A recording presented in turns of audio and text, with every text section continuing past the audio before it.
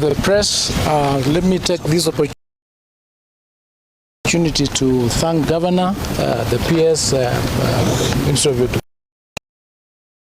for the work that you've been doing since this tragedy occurs yesterday. Let me say that once I received this morning, and I've been briefed, and let me say at the outset that the progress that with the investigation, with the issues surrounding the support, psychosocial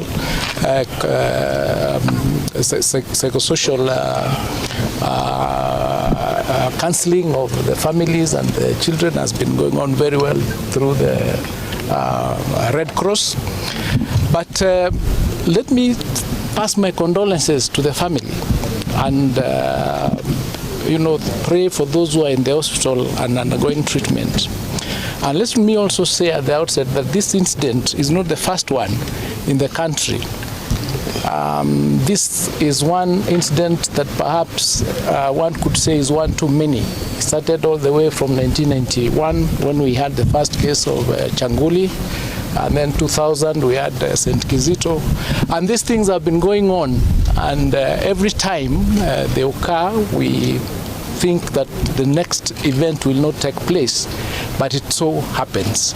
So as a Ministry of Education, we are looking into the root cause. We want to examine ourselves and find out what is the root cause of these incidences. And we have policies in place. We have school safety standards that were passed in 2020 that schools are supposed to adhere to. The investigation that is whether there was compliance with those rules and regulations.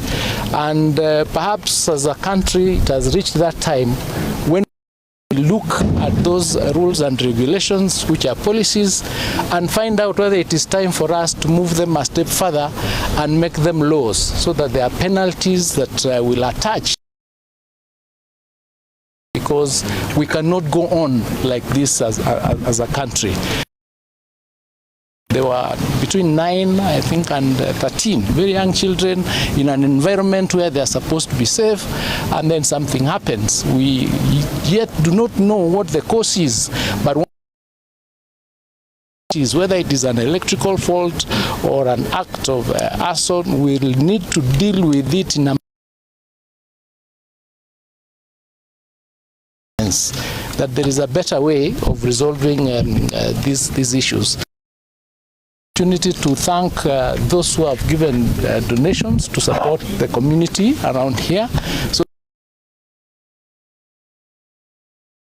can get something to eat, and because there was a lot of pain once this particular tragedy occurs. So thank you so much, the First Lady and the rest that have contributed.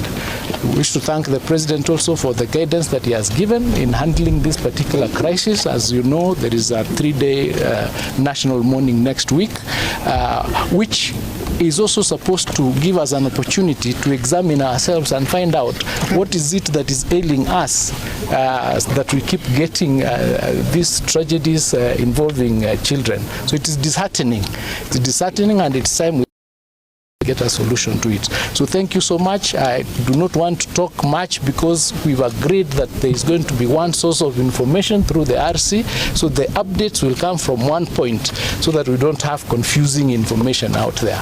But now you can have an opportunity to ask questions.